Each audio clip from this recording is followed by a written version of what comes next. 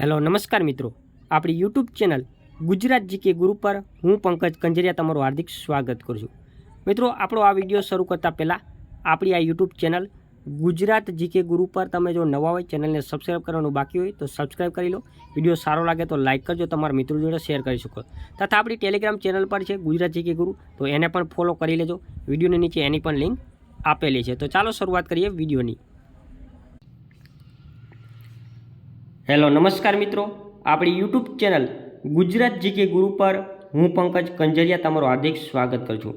મિત્રો, આજે આપણે આ વિડીયોની અંદર ગુજરાતનો સંપૂર્ણ ઇતિહાસ જે છે એ સ્ટેપ બાય સ્ટેપ જોવાના છીએ। ઓકે, પહેલાં 100 MCQ આપણે જોશું। એક વિડીયોમાં 100 MCQ, પછી એના પછીના વિડીયોમાં બીજા 100 MCQ, એવી રીતે 700 થી 800 MCQ દ્વારા સંપૂર્ણ ગુજરાતનો ઇતિહાસ જે છે આપણી આ ચેનલ દ્વારા આપણે પૂર્ણ કરવાના છીએ। અને જે સંપૂર્ણ ઇતિહાસ જે છે એ તમને આવનારી AMC ક્લાર્ક હોય, RMC ક્લાર્ક હોય, ગૌણ સેવાની પરીક્ષા હોય, CCCની મેન્સ હોય, પંચાયત સેવાની હોય અથવા તો GPSCની કોઈ પણ પરીક્ષાની અંદર આ સંપૂર્ણ વિડીયો જે છે, આ ઇતિહાસ જે છે એ તમને ખૂબ જ કામમાં આવવાનો છે। અને આપણી આ યુટ્યુબ ચેનલ ગુજરાત જીકે ગુરુ પર જો તમે નવા હોય અને ચેનલને હજી સુધી સબસ્ક્રાઈબ નથી કરી તો સબસ્ક્રાઈબ કરી લો।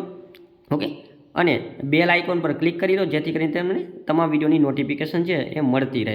અને આપણી આ ટેલિગ્રામ ચેનલ છે ગુજરાત જીકે ગુરુ, એને પણ તમે ફોલો કરી લેજો, ત્યાંથી પણ તમને તમામ અપડેટ જે છે એ આપવામાં આવશે। ટેલિગ્રામ ચેનલની લિંક પણ વિડીયોની નીચે આપેલી છે। સૌપ્રથમ આપણે સ્ટેપ બાય સ્ટેપ જોતા જઈએ તો સૌપ્રથમ આપણું પ્રથમ ચેપ્ટર જે છે સિંધુ ખીણની સંસ્કૃતિ। તો આપણે સ્ટેપ બાય સ્ટેપ જોતા જઈએ। સૌપ્રથમ ક્વેશ્ચન છે કે સિંધુ ખીણની સંસ્કૃતિનો સમયગાળો જણાવો। સિંધુ ખીણની સંસ્કૃતિ જે છે એનો સમયગાળો જણાવો। આપણું પ્રથમ ચેપ્ટર છે સિંધુ ખીણની સભ્યતા। તો સિંધુ ખીણની સંસ્કૃતિ જે છે એનો સમયગાળો આપણે માણીએ તો ઈસવીસન પૂર્વેની વાત કરવામાં છે, બિફોર ક્રાઇસ્ટ। ઓકે, તો ઈસવીસન પૂર્વે 3250થી લઈને ઈસવીસન પૂર્વે 1750 આ સિંધુ ખીણની સંસ્કૃતિનો સમયગાળો માનવામાં આવે છે। ત્યારબાદ સિંધુ ખીણની સભ્યતાનું ખોદકામ સૌપ્રથમ ક્યારે કરવામાં આવ્યું? સૌપ્રથમ વાત પૂછી છે। ઓકે, સિંધુ ખીણની સંસ્કૃતિનું સૌપ્રથમ ખોદકામ ક્યારે કરવામાં આવ્યું?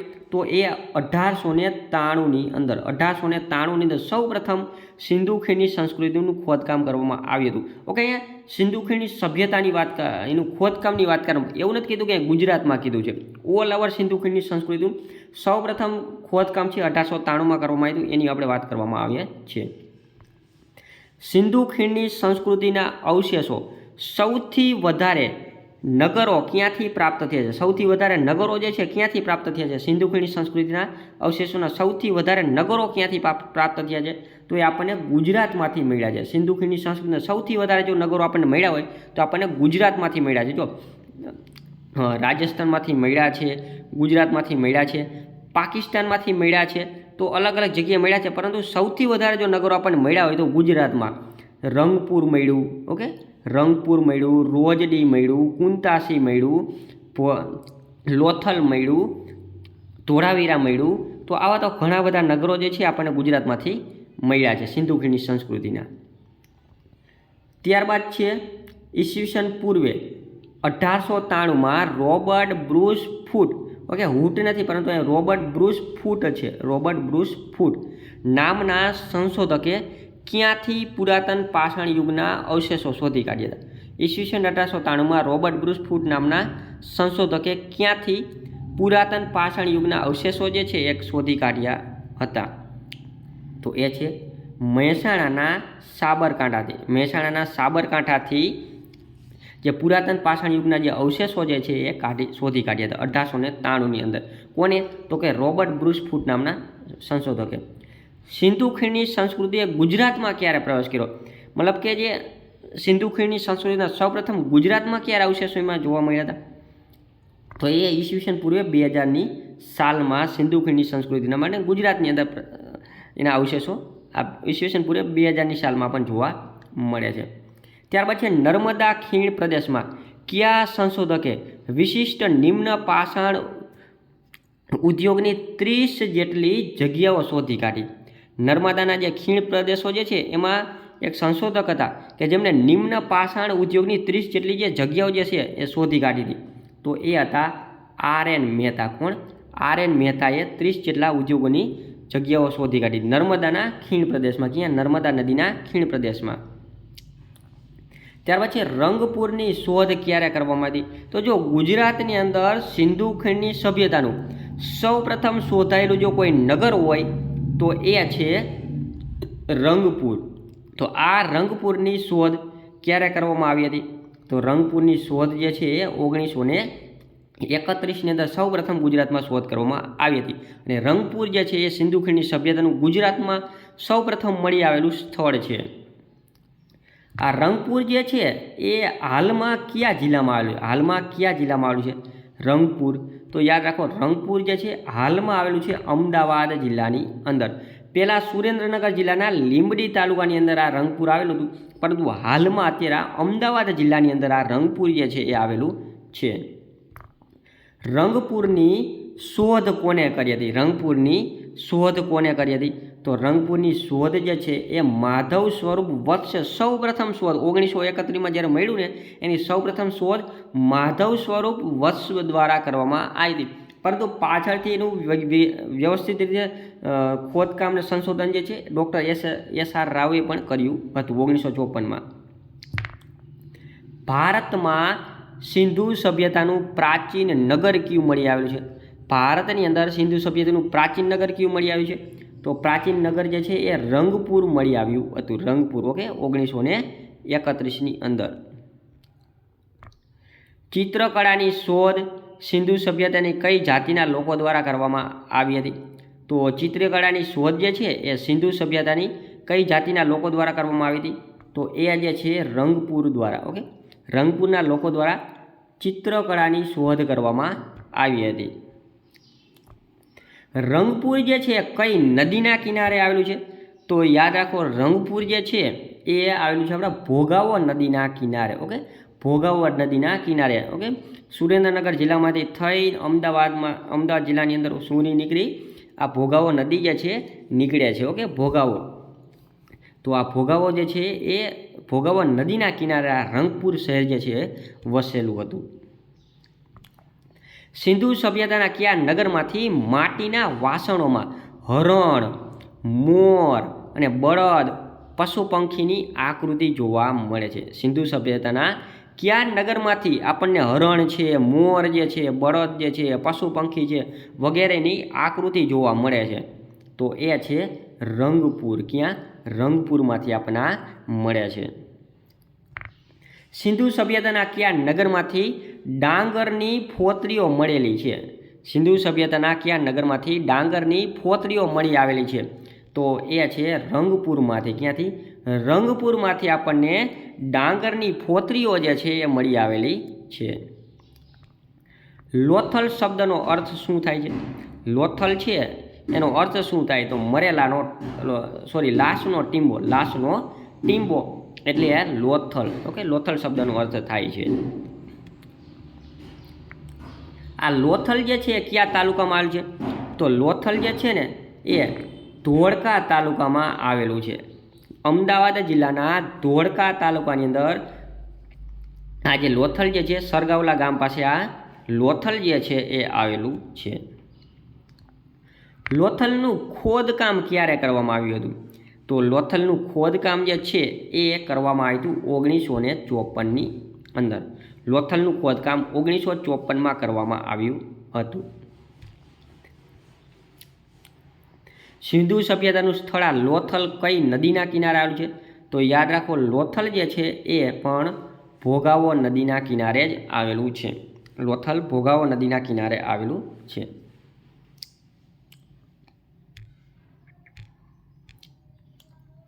લોથલનું શોધકામ કોને કર્યું હતું? તો યાદ રાખો, લોથલનું શોધકામ જે છે એ કર્યું હતું S.R. રાવ.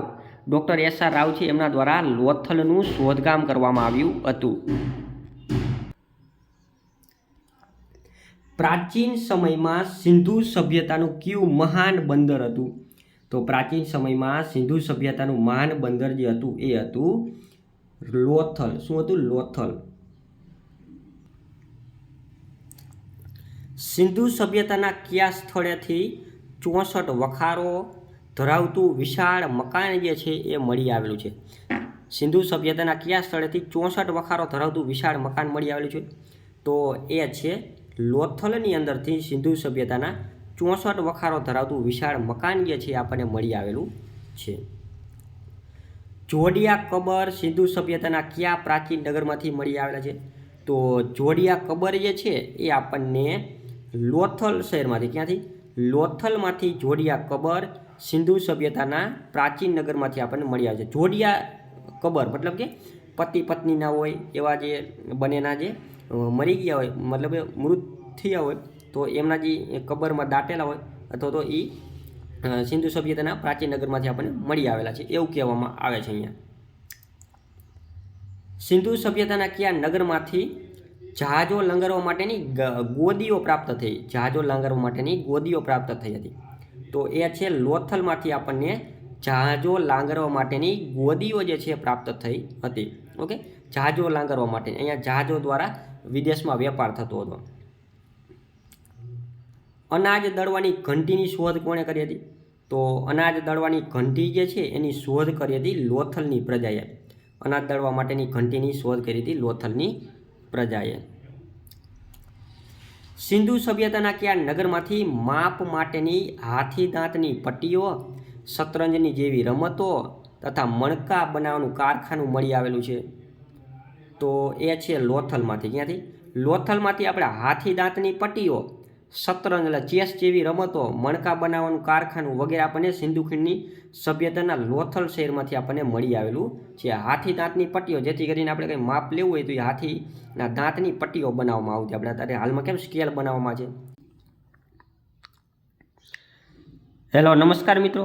આપણી યુટ્યુબ ચેનલ ગુજરાત જીકે ગુરુ પર હું પંકજ કંજરિયા તમારું હાર્દિક સ્વાગત કરું છું. મિત્રો, આજરોજ આપણે આ વિડીયોની અંદર કોમ્પ્યુટરના મોસ્ટ આઈપી કહી શકાય તેવા ક્વેશ્ચનોનો આપણે અભ્યાસ કરવાના છીએ. વિડીયો શરૂ કરતાં પહેલાં ચેનલ પર નવા ચેનલને સબસ્ક્રાઈબ કરી લો. વિડીયો સારો લાગે તો લાઇક કરો, તમારા મિત્રો જોડે શેર કરી શકો છો. તમારા કોઈ ડાઉટ હોય તો કમેન્ટની અંદર જરૂર બતાવજો. તો ચાલો આપણે શરૂઆત કરીએ કોમ્પ્યુટરના મોસ્ટ આઈપી ક્વેશ્ચનો. સૌપ્રથમ ક્વેશ્ચન છે કે ઈમેલનું ઇન્ટરનેટના માધ્યમથી આદાન પ્રદાન કરવા માટે શેનો ઉપયોગ કરવામાં આવે છે? ઈમેલ જે હોય આપણે ઈમેલ, ઓકે, ઈમેલ જે હોય, આ જે ઈમેલ હોય એનું ઇન્ટરનેટના માધ્યમથી આદાન પ્રદાન કરવા માટે શેનો ઉપયોગ કરવામાં આવે છે? તો એના માટે પીઓપી, ઓકે, પીઓપી પ્રોટોકોલનો ઉપયોગ કરવામાં આવે છે. એ જેને કહેવામાં આવે છે post office protocol. Post office protocol કહેવામાં આવે છે. ત્યાર પછી MS વર્ડમાં કટ કે કોપી કરેલી માહિતીનો કામચલાઉ ધોરણે શેમાં સંગ્રહ કરવામાં આવે છે? તો MS વર્ડમાં કટ કે કોપી કરેલી જે માહિતી હોય એનો કામચલાઉ ધોરણે જે સંગ્રહ કરવામાં આવે છે એને કહેવામાં આવે છે ક્લિપબોર્ડ. શું કહેવામાં આવે છે? ક્લિપબોર્ડ તરીકે ઓળખવામાં આવે છે. MS વર્ડમાં કટ કે કોપી કરેલી જે માહિતી હોય એનો કામચલાઉ ધોરણે ક્લિપબોર્ડની અંદર એનો સમાવેશ કરવામાં આવે છે. ક્લાઉડ કમ્પ્યુટિંગ નીચેનામાંથી કયા નેટવર્ક ઉપર આધારિત છે? Cloud computing. ક્લાઉડ કમ્પ્યુટિંગ શું? એટલે એક જાતનું એક ઇન્ટરનલ સ્ટોરેજ કહેવામાં આવે. જેમ કે ગૂગલ ડ્રાઈવ જે છે, ઓકે, ડિજીલોકર જે છે, આ બધા ક્લાઉડ કમ્પ્યુટિંગ કહેવાય. એની અંદર જેમ કે ડિજીલોકર જે છે એમાં 1 GB સુધીની સ્ટોરેજ કેપેસિટી મળે. ગૂગલ ડ્રાઈવની અંદર આપણને 15 GB સુધીની સ્ટોરેજ કેપેસિટી મળે, તો એને ક્લાઉડ કમ્પ્યુટિંગ કહેવાય. તો ક્લાઉડ કમ્પ્યુટિંગ જે છે કયા નેટવર્ક ઉપર આધારિત છે? તો આ ક્લાઉડ કમ્પ્યુટિંગ જે છે ને એ પ્રત્યાયન નેટવર્ક આધારિત છે. વિકિપીડિયાની શરૂઆત કયા વર્ષમાં થઈ હતી? તો વિકિપીડિયા જે છે એની શરૂઆત થઈ હતી 2001ની સાલમાં. ક્યારે? 2001ની અંદર વિકિપીડિયાની શરૂઆત જે છે એ થઈ હતી. નીચેના પૈકી કયું ડિજિટલ ગ્રંથાલય સોફ્ટવેર છે? નીચેના પૈકી કયું ડિજિટલ ગ્રંથાલય સોફ્ટવેર છે?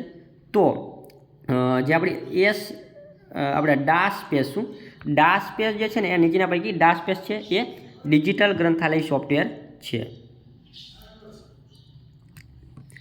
આઈપી કેટલા ભાગનું બનેલું? આઈપી એટલે કે ઇન્ટરનેટ પ્રોટોકોલ, જેને આપણે આઈપી એડ્રેસ તરીકે જેને ઓળખતા હોય છે. તો આઈપી એડ્રેસ હોય ને એ કેટલા ભાગનું હોય? તો આઈપી એડ્રેસ છે ને ટોટલ 4 ભાગમાં બનેલું હોય છે. 8 ભાગનું એક એવું 8 ગુણ્યા 4 એટલે કે ટોટલ 32 બીટનું આ આઈપી એડ્રેસ હોય છે. એક ભાગમાં 8 ભાગના 4 ભાગ હોય, 8 બીટનું. ઓકે, તો ટોટલ 32 બીટનું આ આઈપી એડ્રેસ છે એ બનેલું હોય છે. નીચેનામાંથી કયા પ્રકારની મેમરી કદમાં મર્યાદિત, કિંમતમાં મોંઘી અને ઝડપી હોય છે?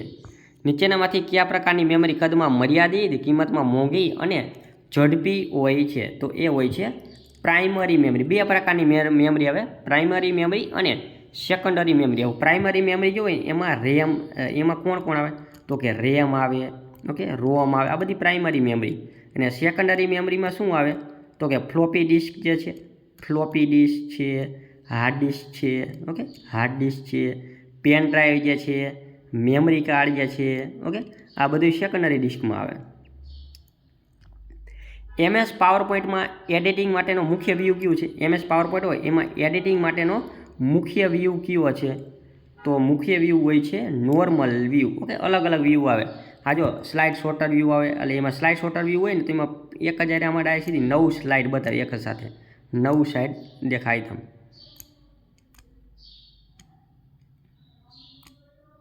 9 સ્લાઇડ દેખાવે આ સ્લાઇડ શોર્ટર વ્યૂમાં. સ્લાઇડ શોની અંદર F5 દબાય એટલે ખાલી એક સાઈડ મોટા આખી સ્ક્રીનમાં બધા. અને નોર્મલમાં જે નોર્મલ વ્યૂ જે હોય એની અંદર કેવી રીતે હોય? પાવરપોઈન્ટના નોર્મલ વ્યૂમાં કેવું? અહીંયા કણે આપણને સાઈડમાં આવે નાની નાની સ્લાઇડ બતાવે આઈટમ, અને અહીંયા એક આપણી મોટી સ્લાઇડ બતાવે. ઓકે, તો આને નોર્મલ વ્યૂ કહેવાય. નીચેનામાંથી કયો વિકલ્પ MS પાવરપોઈન્ટનો વ્યૂ દર્શાવતો નથી? તો જો સ્લાઇડ શોર્ટર વ્યૂ આવે, સ્લાઇડ શો વ્યૂ આવે, નોર્મલ વ્યૂ આવે, પરંતુ આવું ડોક્યુમેન્ટ વ્યૂ આવું આવતું નથી. શું કે ડોક્યુમેન્ટ વ્યૂ આવું આવતું નથી. ડોક્યુમેન્ટમાં બાહ્ય દેખાવમાં ફેરફાર કરવાને શું કહેવામાં છે? તો ડોક્યુમેન્ટમાં બાહ્ય ફેરફાર કરવાને ફોર્મેટિંગ કહેવામાં આવે છે. શું કહેવામાં છે? ફોર્મેટિંગ કહેવામાં આવે છે. વર્ડમાં કઈ કી દબાવવાથી નવા પેરેગ્રાફ શરૂ થશે? વર્ડની અંદર કઈ કી દબાવવાથી નવા પેરેગ્રાફ શરૂ થાય?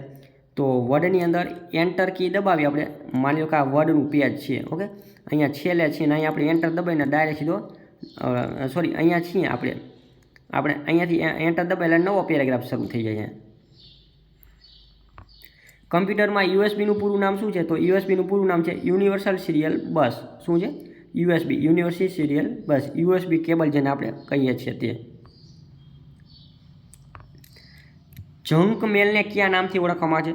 તો જંક મેલ હોય એને આપણે કયા નામથી ઓળખીએ? તો જંક મેલને બિનજરૂરી મેલ કહીએ છીએ. શું કહે છે? જંક મેલને આપણે બિનજરૂરી મેલ કહીએ છીએ. ઈમેલમાં યુઝર નેમ્સ અને સર્વિસ પ્રોવાઈડર કઈ રીતે છૂટા પડે? તો ઈમેલ હોય એમાં આગળ યુઝર નેમ આવે અને છેલ્લે સર્વિસ પ્રોવાઈડર હોય, તો આપણે એને @ નિશાનીથી આપણે અલગ પાડીએ છીએ. માની કે abc@gmail.com. ઓકે, તો આ નિશાનીથી આપણે અલગ પાડીએ છીએ. નેટવર્કને શું કહેવાય? તો નેટવર્કને આપણે કહીએ છીએ ઇન્ટરનેટ. ઓકે, નેટવર્કની ઇન્ટરનેટ કહીએ. અને બીજું એક આવી ઇન્ટ્રાનેટ પણ આવે છે. કમ્પ્યુટર ઓપરેટિંગ સંદર્ભે માઇકલ એન્જેલો કોણ છે? તો કમ્પ્યુટર સંદર્ભે માઇકલ એન્જેલો છે એ વાયરસ છે. શું છે? વાયરસ છે. ઈમેલમાં સંદેશા લખવાની ક્રિયાને શું કહેવાય? તો આપણે ઈમેલની અંદર સંદેશા લખવા હોય તો એના માટે આપણે કમ્પોઝ કરવું પડે. શું કરવું પડે? કમ્પોઝ કરવું પડે. કમ્પોઝમાં જઈને આપણે નવો ઈમેલ છે એ લખી શકીએ છીએ. કેમ્પસ એરિયા નેટવર્ક ક્ષેત્રને આવરી લે છે. કેમ્પસ એરિયા નેટવર્ક જે છે કેટલા ક્ષેત્રને આવરી લે છે?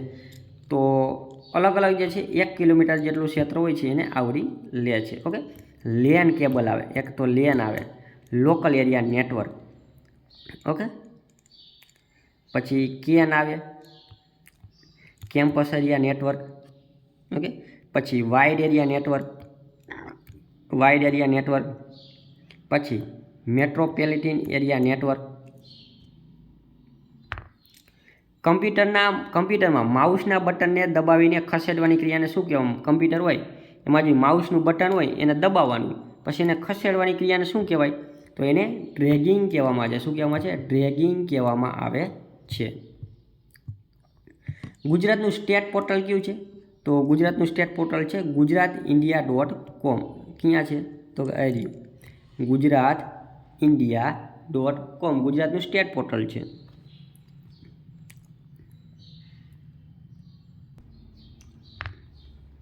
ત્યારબાદ છે નીચેનામાંથી કોને યુનિક્સ ઓપરેટિંગ સિસ્ટમ તરીકે આપણે ઓળખીએ છીએ? નીચેનામાંથી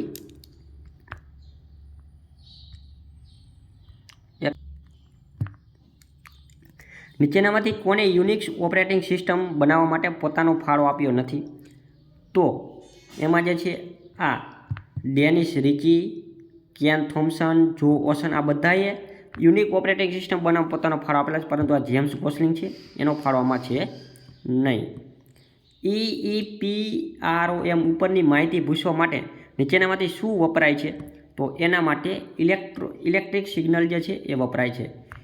electrically erasable programmable read only memory જેને કહેવામાં આવે છે. વર્ડમાં બેકગ્રાઉન્ડ ઓપ્શન કયા મેનુમાં જોવા મળે છે? તો વર્ડની અંદર બેકગ્રાઉન્ડ ઓપ્શન જે છે એ ફોર્મેટ મેનુમાં જોવા મળે છે. કેમાં? ફોર્મેટ મેનુની અંદર આ બેકગ્રાઉન્ડ ઓપ્શન જે છે એ જોવા મળે છે. વર્ડમાં ચોરસ ખાનામાં લખાણ લખવા માટે કયો વિકલ્પ ઉપયોગી છે? તો મારે કામ જો આમ આખું જે તમે આમ કરી આખું આપણું તમે ટેક્સ્ટ બોક્સ લઈ શકો છો. શું લઈ શકો છો? ટેક્સ્ટ બોક્સ લઈને તમે વર્ડની અંદર ચોરસ ખાનામાં તમે લખાણ જે છે એ લખી શકો છો. ત્યારબાદ છે આપણે જોઈશું હવે ગુજરાતી ગ્રામર. નીચે આપેલા વાક્યના છંદનો પ્રકાર જણાવો. છંદનો પ્રકાર જણાવો. તો ઓકે, ડાયરેક્ટ આવી ગયું છે, ડાયરેક્ટ જવાબ આવી ગયો છે, ક્લિક થઈ ગયું છે. નીચે દ્રષ્ટિ તે નવ કરે જે મોટા કહેવાય. આની અંદર આ દોરો છંદ આવશે. ઓકે, આ દોરો છંદ હોય છે, એમાં 28 ટોટલમાં 28 માત્રા હોય છે. નીચે આપેલ રેખાંકિત પદનો કૃદંતનો પ્રકાર જણાવો. તેઓ ડઝન નાળિયેર બાંધીને લઈને આવતા. તેઓ ડઝન નાળિયેર બાંધીને લઈને આવતા. બાંધીને એટલે કે ઈને તો સંબંધક ભૂત કૃદંત પણ છે. ઈ અથવા તો ઈને હોય લાગતું હોય તો એ સંબંધક ભૂત કૃદંત લાગવું પડે છે. સંધિનો વિગ્રહ કરો. અભિવતા સિક્ત. તો આમાં અભિવતા સિક્ત. અભિવતા સિક્ત. ખોટી જોડણી શોધો. ખોટી જોડણી શોધો. તો આની અંદર ખોટી જોડણી આવશે હરિણી, કેસુડો, સજીદ. આ ઘૂઘરી જે છે એ ખોટી જોડણી છે. નીચે આપેલા વાક્યમાંથી ખોટા પદ પ્રત્યય શોધી વિકલ્પોમાંથી સાચો પ્રત્યય જણાવો. માનગઢના ખેતુફળિયાનું અંતર નજીક છે. તો આમાં અહીંયા આવશે માનગઢથી ખેતુફળિયાનું અંતર નજીક છે. થી અહીંયા આવશે.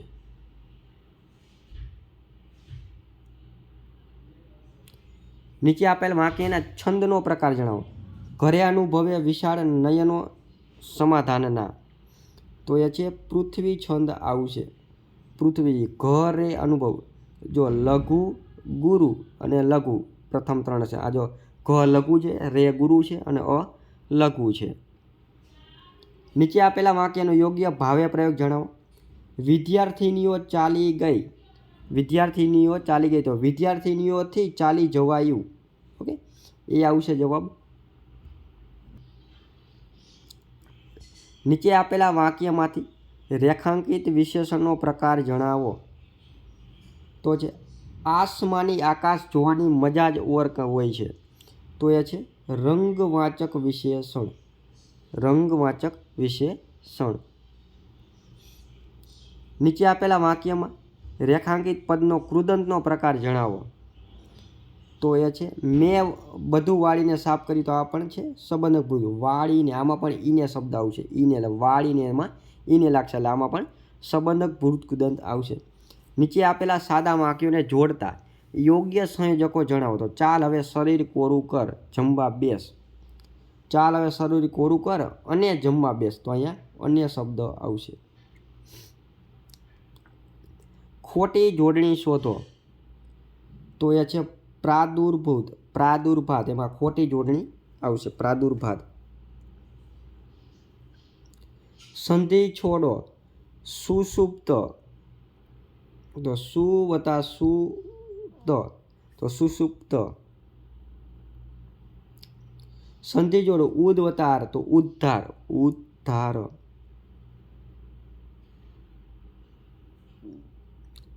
નીચે આપેલા વાક્યમાંથી રેખાંકિત વિશેષણનો પ્રકાર જણાવો. આ દુનિયામાં સારું મારું કોણ, તો આ દુનિયામાં મારું કોણ, તો આમાં સાર્વનામિક વિશેષણ આવશે. શું આવશે? સાર્વનામિક વિશેષણ આવશે. હેલો નમસ્કાર મિત્રો, આપણી યુટ્યુબ ચેનલ ગુજરાત જીકે ગુરુ પર હું પંકજ કંજરિયા તમારું હાર્દિક સ્વાગત કરું છું. મિત્રો આજે આપણે આ વિડીયોની અંદર ગુજરાતના જિલ્લાના અગત્યના કહી શકાય તેવા 100 ક્વેશ્ચનો આપણે આ વિડીયોની અંદર જોવાના છીએ. તો ચાલો શરૂઆત કરીએ. વિડીયો શરૂ કરતાં પહેલાં ચેનલ પર નવા હોય ચેનલને સબસ્ક્રાઈબ કરી લો. વિડીયો સારો લાગે તો લાઇક કરજો, તમારા મિત્રો જોડે પણ શેર કરી શકો છો.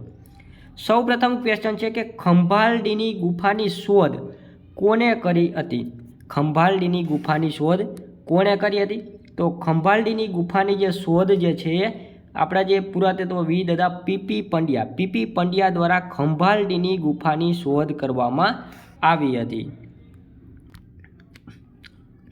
અને આ ખંભાલડીની ગુફા છે રાજકોટ જિલ્લાની અંદર આવેલી છે. રાજકોટ જિલ્લાની અંદર ખંભાલડીની ગુફા છે તે આવેલી છે. મરચા માટે પ્રખ્યાત શેરથા કયા જિલ્લામાં આવેલું છે? તો શેરથાના મરચા વખણાય છે. તો આ ગાંધીનગર જિલ્લાની અંદર આવેલું છે શેરથા. ગાંધીનગર જિલ્લાની અંદર આવેલું છે શેરથા. અને સુરેન્દ્રનગરના પણ મરચા વખણાય છે. સુરેન્દ્રનગરના પણ મરચા વખણાય છે. ઓકે, ત્યારબાદ છે જાણીતું સીતા માતાનું મંદિર ક્યાં આવેલું છે? તો જાણીતું સીતા માતાના મંદિરની વાત કરવામાં આવે તો પાટણની અંદર પિલુદ્રા. પાટણની અંદર પિલુદ્રા આવેલું છે, ત્યાં જાણીતું સીતા માતાનું મંદિર જે છે તે આવેલું છે. ત્યાર પછી ગળદેવનો મેળો કયા જિલ્લામાં ભરાય? ગળદેવનો મેળો જે છે તે દાહોદ જિલ્લાની અંદર આ ગળદેવનો મેળો ભરાય છે. આવો જ બીજો એક મેળો જે છે એનું નામ છે નકળંગનો મેળો. નકળંગનો મેળો જે છે તે આ ભાવનગરની અંદર ભરાય છે. ક્યાં? ભાવનગરની અંદર નકળંગનો મેળો ભરાય. દાહોદની અંદર ગળદેવનો મેળો ભરાય છે. છોટાઉદેપુરની અંદર કવાંટનો મેળો ભરાય છે. છોટાઉદેપુરની અંદર કવાંટનો આદિવાસીઓનો મેળો ભરાય છે. કચ્છની અંદર હાજીપીરનો મેળો ભરાય છે. હાજીપીરનો મેળો ભરાય. હાજીપીરની દરગાહ પાસે હાજીપીરનો મેળો ભરાય છે. ત્યાર પછી રંગપાંચમનો મેળો કયા જિલ્લામાં ભરાય છે? તો રંગપાંચમનો મેળો જે છે એ પંચમહાલ જિલ્લાની અંદર આ રંગપાંચમનો મેળો ભરાય છે. પંચમહાલ જિલ્લાનું વડું મથક છે ગોધરા. કયું છે? ગોધરા. ઓકે, અને પંચમહાલ જિલ્લાની અંદર હાલોલ તાલુકાની અંદર, ક્યાં? હાલોલ તાલુકાની અંદર આપણો પાવાગઢ ડુંગર જે છે, પાવાગઢ મહાકાળી માતાનું મંદિર જે પ્રસિદ્ધ છે તે પાવાગઢ ડુંગર આવેલો છે. ગુપ્ત પ્રયાગરાજનું પ્રાચીન મંદિર કયા જિલ્લામાં આવેલું છે? તો ગુપ્ત પ્રયાગરાજનું પ્રાચીન મંદિર છે તે આવેલું છે ગીર સોમનાથ જિલ્લાની અંદર.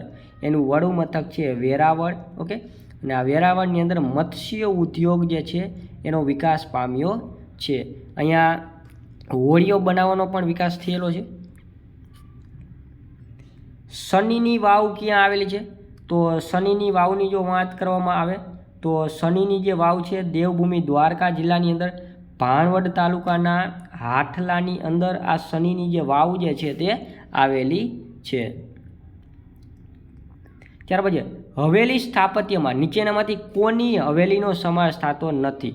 હવેલીની અંદર અલગ અલગ પ્રકારની જે હવેલીઓ બનાવવામાં આવેલી છે ગુજરાતની અંદર. તો હવેલી સ્થાપત્યની અંદર તો જો શાંતિલાલ ઝવેરીની હવેલી આવેલી છે, શેઠ હઠીસિંહની હવેલી આવેલી છે, શેઠ સારાભાઈની હવેલી આવેલી છે, શેઠ શ્રી ધનપાલજીની હવેલી આપણને જોવા મળતી નથી. ત્યારબાદ છે કે જૈન ધર્મનું મહત્વનું સ્થળ અયોધ્યાપુરમ કયા જિલ્લામાં આવેલું છે? અયોધ્યાપુરમ જૈન ધર્મનું મહત્વનું સ્થળ છે તો એ આવેલું છે આપણા ભાવનગર જિલ્લાની અંદર વલભીપુરની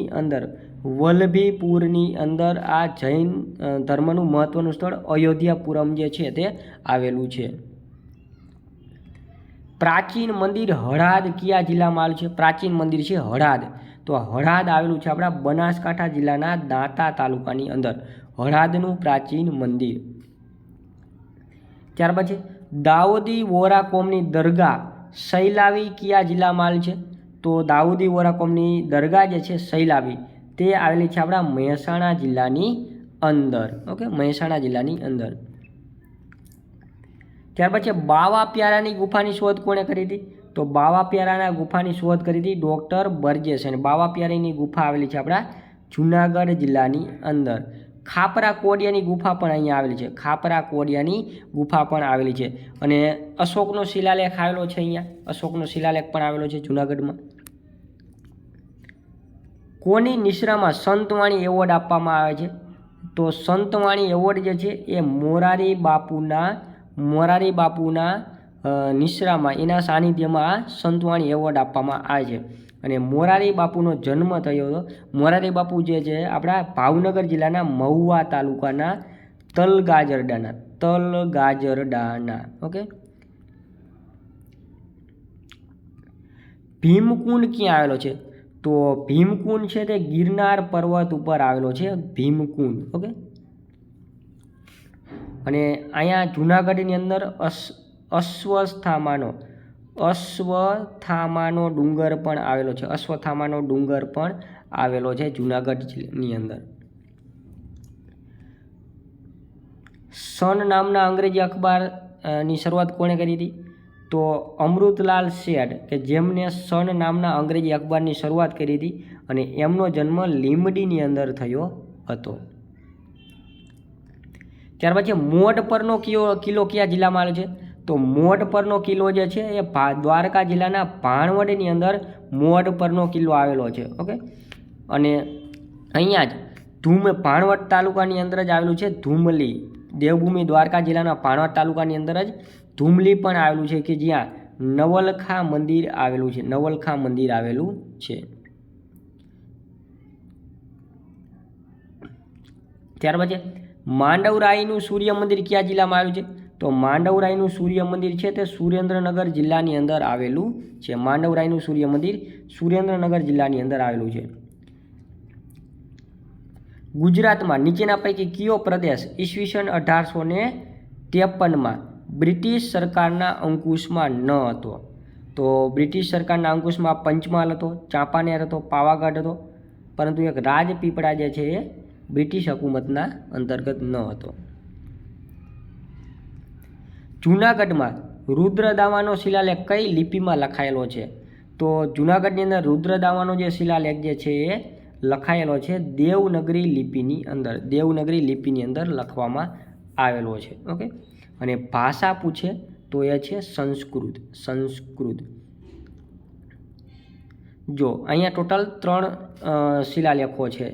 એક તો જો છે અશોકનો શિલાલેખ. ઓકે, બીજો જે છે આ રુદ્રદામાનો શિલાલેખ. ત્રીજો જે છે એ સ્કંદગુપ્તનો શિલાલેખ. ઓકે, અલગ અલગ આ 3 શિલાલેખો અહીંયા આવેલા છે. ઓકે, એના અશોકનો શિલાલેખ જે છે એ બ્રાહ્મી લિપિમાં લખવામાં આવેલો છે. બ્રાહ્મી લિપિમાં લખવામાં આવેલો છે. અને રુદ્રદામા અને સ્કંદગુપ્તનો આ દેવનગરી લિપિમાં લખવામાં આવે છે. પરંતુ ભાષા પૂછે તો રુદ્રદામા અને સ્કંદગુપ્તનો સંસ્કૃત ભાષામાં લખવામાં આવેલો છે, કે સંસ્કૃત ભાષામાં લખવામાં આવેલો છે. અને અશોકનો શિલાલેખ પ્રાકૃત ભાષામાં છે. ગુજરાતમાં મહાભારત સમયનો લલવા દુર્ગનો કિલ્લો ક્યાં આવેલો છે? તો લલવા દુર્ગનો કિલ્લો આવેલો છે ઈડરની અંદર. અને ઈડર આવેલું છે આપણા સાબરકાંઠા જિલ્લાની અંદર. રાણકી વાવમાં કેન્દ્રીય વિષય કયા ભગવાનનો છે?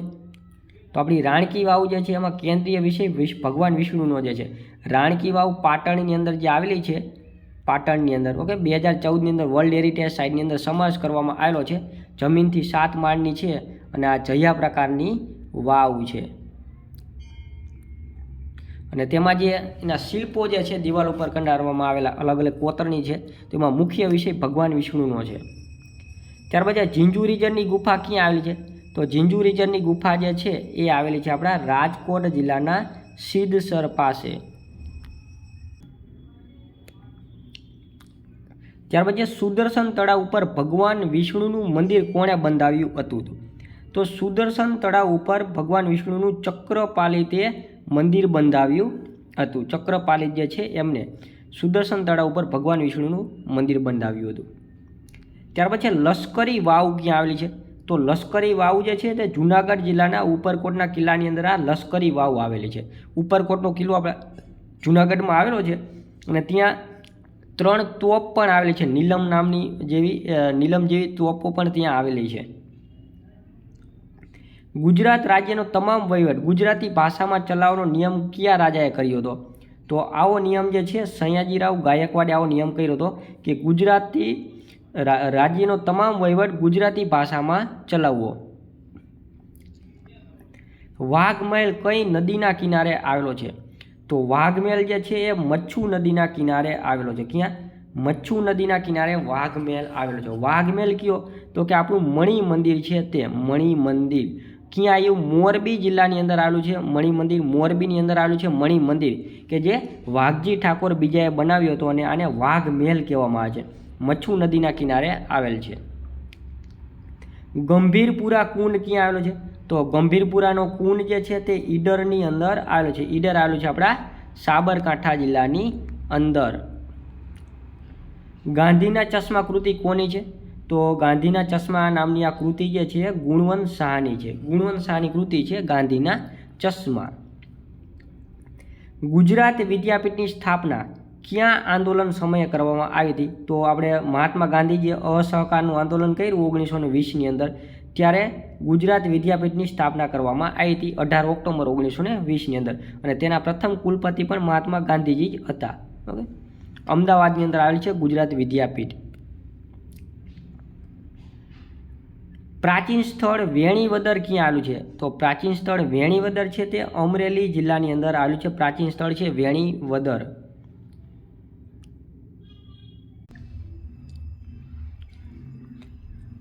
કયા મંદિરના પરિસરમાં વિષ્ણુકુંડ, બ્રહ્મકુંડ અને શિવકુંડો આવેલા છે? કયા મંદિરના પરિસરની અંદર વિષ્ણુકુંડ, બ્રહ્મકુંડ અને શિવકુંડ આવેલા છે? તો આવા જે 3 કુંડ જે છે ને તે આપણા ત્રિનેશ્વર મહાદેવના મંદિરમાં આવેલા છે. ત્રિનેશ્વર મહાદેવનું મંદિર ક્યાં આવ્યું? તો કે તરણેતર. તરણેતર છે એને ત્રિનેશ્વર મહાદેવનું મંદિર કહેવામાં છે તરણેતર. ઓકે, તરણેતર. અને આ તરણેતર આવેલું છે આપણા સુરેન્દ્રનગર જિલ્લાના થાનગઢ પાસે. થાનગઢ પાસે અને આ તરણેતરનો પ્રખ્યાત મેળો ભરાય છે એ જ. તો આ તરણેતરનું જે મહાદેવનું મંદિર જે છે ત્યાં બ્રહ્મકુંડ, વિષ્ણુકુંડ અને શિવકુંડ આવેલા છે. અને એક એવી લોકવાયકા છે કે અહીંયા અર્જુને દ્રૌપદીનો સ્વયંવરની અંદર મત્સ્યવેદ કર્યો હતો. અને અહીંયા ભાદરવા સુદ ત્રીજ, ચોથ ને પાંચમના રોજ, ચોથ, પાંચમ ને છઠ્ઠના રોજ અહીંયા મેળો ભરાય છે. ત્યાર પછી કે સિદ્ધ 84ના બેસણા ક્યાં આવેલા છે? સિદ્ધ 84ના બેસણા ક્યાં આવેલા છે? તો સિદ્ધ 84 મતલબ કે આવા 84 જેટલા સિદ્ધો થઈ ગયા છે.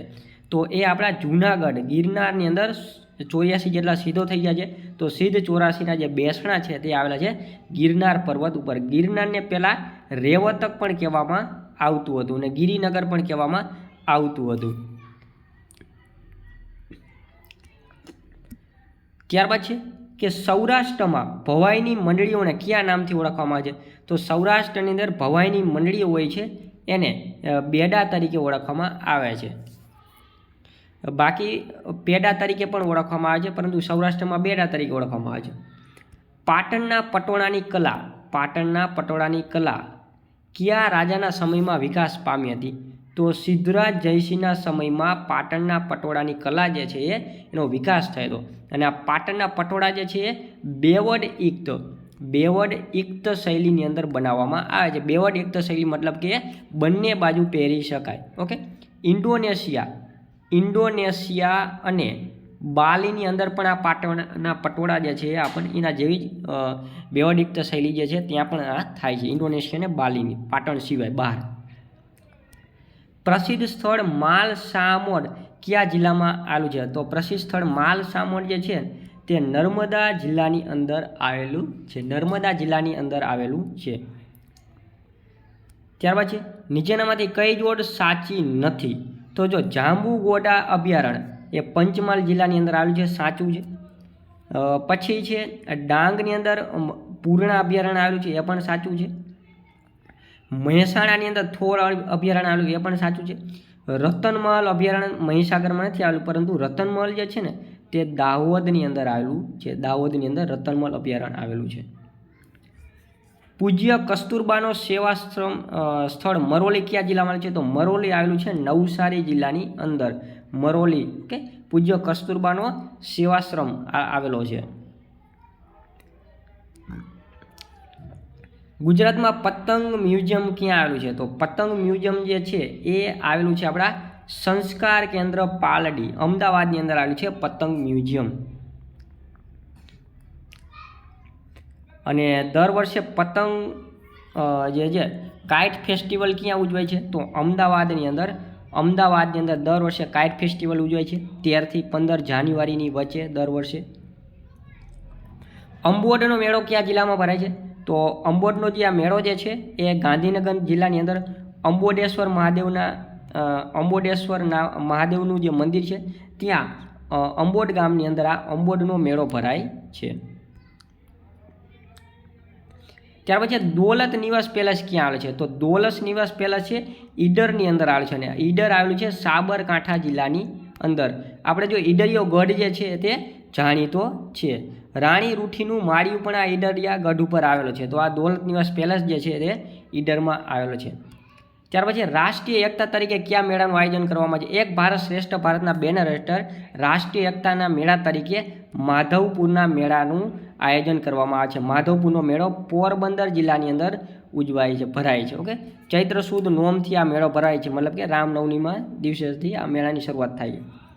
ત્યાર પછી ભાથીજી મહારાજનું મંદિર ક્યાં આવેલું છે? તો ભાથીજી મહારાજનું મંદિર છે ને તે ફાગવેલની અંદર આવેલું છે. ફાગવેલ આવેલું છે આપણા ખેડા જિલ્લાની અંદર. ત્યાર પછી હસ્તકલા ઉદ્યોગની સંસ્થા રૂપાયતન ક્યાં આવેલી છે? તો હસ્તકલા ઉદ્યોગની સંસ્થા રૂપાયતન છે ને તે જૂનાગઢની અંદર આવેલી છે. અને આની સ્થાપના રતુભાઈ અદાણીના પ્રયત્નથી આ સંસ્થાની સ્થાપના કરવામાં આવી હતી. ત્યાર પછી બિલેશ્વર મહાદેવનું પ્રાચીન મંદિર કયા જિલ્લામાં આવેલું છે? તો બિલેશ્વર મહાદેવનું પ્રાચીન મંદિર જે છે ને તે આવેલું છે આપણા રાજકોટ જિલ્લાની અંદર. બિલેશ્વર મહાદેવનું પ્રાચીન મંદિર. ઓકે. ભારતનું એકમાત્ર કુંતા માતાનું મંદિર ક્યાં આવેલું છે? તો ભારતનું એકમાત્ર કુંતા માતાનું મંદિર જે છે તે આસચોલની અંદર આવેલું છે. અને આસચોલ આવેલું છે આપણા મહેસાણા જિલ્લાની અંદર. ઓકે. ત્યાર પછી દાંડી યાત્રાનું ચિત્ર આલેખન કરીને આલ્બમ બનાવનાર ચિત્રકાર કોણ હતા? તો દાંડી યાત્રા જે કરી હતી મહાત્મા ગાંધીજીએ દાંડી યાત્રા કરી હતી એનું આખું ચિત્રનું આલેખન કર્યું હતું કનુભાઈ દેસાઈએ. મહાત્મા ગાંધીજી દ્વારા 12 માર્ચ 1930ના રોજ સાબરમતી આશ્રમથી દાંડી યાત્રા કરી હતી. અને આ આખી દાંડી યાત્રા હતું એનું ચિત્રનું આખું આલેખન કરીને એનો આલ્બમ બનાવ્યો હતો એ હતા કનુભાઈ દેસાઈ, પ્રસિદ્ધ ચિત્રકાર છે. રવિશંકર રાવળ પણ આપણા ભાવનગરના પ્રસિદ્ધ ચિત્રકાર હતા. સોમાલાલ શાહ પણ ચિત્રકાર છે. બંસીલાલ વર્મા ચકોર એ પણ ચિત્રકાર છે. નજરબાગ પેલેસ ક્યાં આવેલો છે? તો નજરબાગ પેલેસ જે છે તે વડોદરાની અંદર આવેલો છે. ભાવનગરની અંદર નીલમબાગ પેલેસ આવેલો છે. કચ્છની અંદર શરદબાગ પેલેસ આવેલો છે. ભુજંગ નાગનું મંદિર ક્યાં આવેલું છે? તો ભુજંગ નાગનું મંદિર છે તે ભુજની અંદર આવેલું છે. ભુજની અંદર. ઓકે. સુરેન્દ્રનગરની અંદર વાસુકી નાગની ભૂમિ આવેલી છે. સુરેન્દ્રનગરની અંદર. ભુજની અંદર ભુજંગ નાગનું મંદિર આવેલું છે. ત્યાર પછી કાઠિયાવાડના રત્ન તરીકે કોને ઓળખવામાં છે? તો કાઠિયાવાડનું રત્ન કહેવામાં છે જામનગર. જામનગરને કાઠિયાવાડનું રત્ન કહેવામાં છે. છોટા કાશી પણ કહેવામાં આવે છે જામનગરને. ઓકે. ઇસ્લામાબાદ પણ કહેવામાં આવતું હતું જામનગરને. નવાનગર સ્ટેટ પણ કહેવામાં આવતું હતું. પોરબંદરનો સુદામાપુરી તરીકે ઉલ્લેખ કયા પુરાણની અંદર કરવામાં આવે છે? તો પોરબંદર જે છે એને પહેલાં સુદામાપુરી કહેવામાં આવતું હતું. કેમ કે ત્યાં આપણે કહેવાય છે કે ભગવાન શ્રી કૃષ્ણના પરમ મિત્ર સુદામાનો જન્મ ત્યાં થયેલો છે. સુદામા પોરબંદરના હતા. ઓકે. તો આ સુદામાપુરી તરીકે ઉલ્લેખ જે છે એ આપણને સ્કંદ પુરાણની અંદર આપણને જોવા મળે છે. આપણે જે ભારતીય જે શાસ્ત્રો છે એની અંદર ટોટલ 18 જેટલા પુરાણ આવેલા છે. 18 જેટલા પુરાણો છે. 4 જેટલા વેદ છે. ઓકે. 4 જેટલા વેદ છે. દ્વારકા દરિયામાં ડૂબી ગઈ એના અવશેષો કોને શોધ્યા હતા? તો એવું કહેવામાં છે કે દ્વારકા જે છે આપણી જે કૃષ્ણ ભગવાને જે વસાવેલી દ્વારકા છે એ દરિયામાં ડૂબી ગઈ છે. આવા અવશેષો સૌપ્રથમ ડૉક્ટર SR રાવે 1980ની અંદર શોધ્યા હતા. ત્યારબાદ છે કે જાણીતું સ્થાપત્ય મોહમ્મદ પન્ના મસ્જિદ ક્યાં આવેલી છે? તો જાણીતું સ્થાપત્ય મોહમ્મદ પન્ના મસ્જિદ છે તે આવેલી છે કચ્છની અંદર મોહમ્મદ પન્ના મસ્જિદ છે તે આવેલી છે. જામનગર શહેરની સ્થાપના કોણે કરી હતી? તો જામનગર શહેરની સ્થાપના કરી હતી જામ રાવળ. ઓકે, જામ રાવળ જે છે 1540ની અંદર એમણે જામનગર શહેરની સ્થાપના કરી હતી. કચ્છથી આવ્યા હતા. કચ્છથી આવીને તેઓએ આ જામનગર શહેરની સ્થાપના કરી હતી. જામનગરની આસપાસનો વિસ્તાર છે ને હાલાર કહેવાય છે. હાલાર, જામ હાલાજીના નામ ઉપરથી ને હાલાર કહેવામાં આવે છે. જુબેલી પુલ ક્યાં આવેલો છે? તો જુબેલી પુલ જે છે તે પોરબંદરની અંદર આવેલો છે. જુબેલી પુલ, ખંભાળાનો મહેલ, ફોદાળા સરોવર આ છે ને પોરબંદરમાં આવેલા છે. અને પોરબંદરને બર્ડ સિટી કહેવામાં આવે છે. બર્ડ સિટી કેમ કે ગુજરાતનું સૌથી નાનામાં નાનું પક્ષી અભયારણ્ય 0.09 ચોરસ કિલોમીટર ક્ષેત્રફળ ધરાવતું સૌથી નાનું પક્ષી અભયારણ્ય છે તે પોરબંદરમાં આવેલ છે. વલ્ભાચાર્ય ગોસાઈજીની બેઠક ક્યાં આવેલી છે? તો વલ્ભાચાર્ય ગોસાઈજીની બેઠક છે તે આવેલી છે દ્વારકાની અંદર.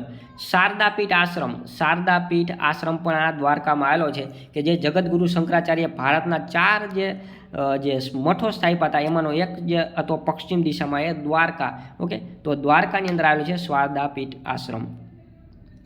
ગંગાજી અને યમુનાજી નામના કુંડ ક્યાં આવેલા છે? તો ગંગાજી અને યમુનાજી નામના કુંડ જે છે તે કચ્છ જિલ્લાની અંદર રામપર વેકરાની અંદર આવેલા છે. ત્યાર પછી ગુજરાતનું સૌપ્રથમ ઇલેક્ટ્રોનિક સ્મશાન કયું છે? તો ગુજરાતનું સૌપ્રથમ ઇલેક્ટ્રોનિક સ્મશાન જે છે તે જામનગરની અંદર આવેલું છે. ઇલેક્ટ્રોનિક સ્મશાન માણેકભાઈ મુક્તિધામ સ્મશાન કેન્દ્ર. ગુજરાતમાં સૌથી નાનું અભયારણ્ય કયા જિલ્લામાં આવેલું છે? તો હમણાં જ આપણે આગળ વાત કરી કે પોરબંદરની અંદર ગુજરાતનું સૌથી નાનું અભયારણ્ય આવેલું છે 0.09 ચોરસ કિલોમીટર. ઓકે, અને આ જે પોરબંદર જે છે એની 3 વસ્તુ પ્રખ્યાત છે. પોરબંદરનું પહેલાં 3 વસ્તુ પ્રખ્યાત હતું: રાણો, પાણો અને ભાણો.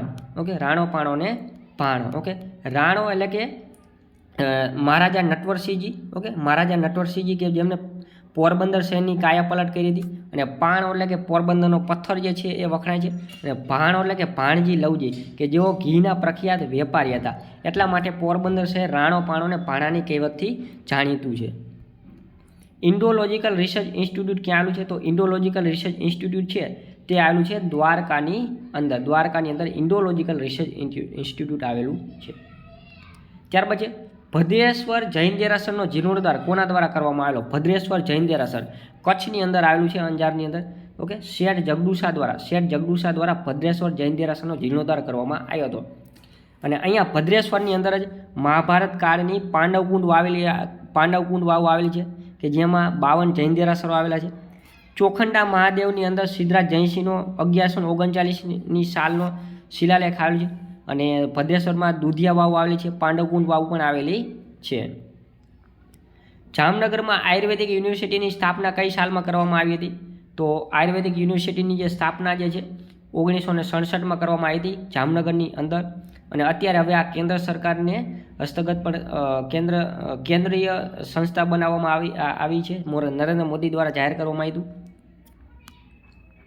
ખંભાળાનો મહેલ ક્યાં આવેલો છે? હમણાં આપણે આગળ વાત કરી હતી કે ખંભાળાનો મહેલ જે છે એ પોરબંદર જિલ્લાની અંદર આવેલો છે. ખંભાળાનો મહેલ. ઓકે, પંચનાદ તીર્થને જોડતો પુલ સુદામા સેતુ કયા જિલ્લામાં આવેલો છે? તો પંચનાદ તીર્થને જોડતો સુદામા સેતુ આવેલો છે આપણા દ્વારકાની અંદર. પંચનાદ તીર્થને જોડતો સુદામા સેતુ બનાવવામાં આવેલ છે ગોમતી નદી ઉપર. ગોમતી ઘાટ જેને કહીએ છીએ દ્વારકાની અંદર, જે લોકોએ દ્વારકા ગયા હોય એને ખ્યાલ છે. ગોમતી ઘાટ આવેલો છે, ગોમતી નદી વહે છે. દ્વારકા છે ગોમતી નદીને કિનારે આવેલું છે. તો આ ગોમતી નદી ઉપર સુદામા સેતુ જે પુલ જે છે બનાવવામાં આવેલો છે. એશિયાનું સૌપ્રથમ વિન્ડ ફાર્મ ક્યાં સ્થાપવામાં આવ્યું? તો એશિયાનું સૌપ્રથમ વિન્ડ ફાર્મ છે તે માંડવી કચ્છની અંદર સ્થાપવામાં આવ્યું હતું. પરંતુ સૌથી મોટું વિન્ડ ફાર્મ ગુજરાતની અંદર હોય તો એ છે લાંબાની અંદર. લાંબા આવ્યું છે કલ્યાણપુર તાલુકામાં, દેવભૂમિ દ્વારકા જિલ્લાની અંદર.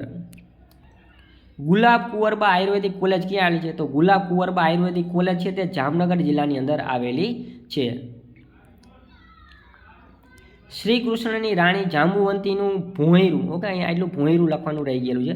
જાંબુવંતીનું ભોંયરું ક્યાં આવેલું છે? તો જાંબુવંતીનું ભોંયરું આવેલું છે દ્વારકા જિલ્લાના રાણાવાવની અંદર. પોરબંદર જિલ્લાના રાણાવાવ તાલુકાની અંદર શ્રી કૃષ્ણની રાણી જાંબુવંતીનું ભોંયરું આવેલું છે પોરબંદર જિલ્લાની અંદર. ત્યાર પછી મિલિયોલાઇટ, ઓકે, અહીંયા મિલિયોલાઇટ છે. મિલિયોલાઇટ પ્રકારનો ચૂનાનો પથ્થર ક્યાંથી નીકળે છે? તો એ નીકળે છે મીઠાપુર પાસેથી. મિલિયોલાઇટ પ્રકારનો ચૂનાનો પથ્થર જે છે એ નીકળે છે.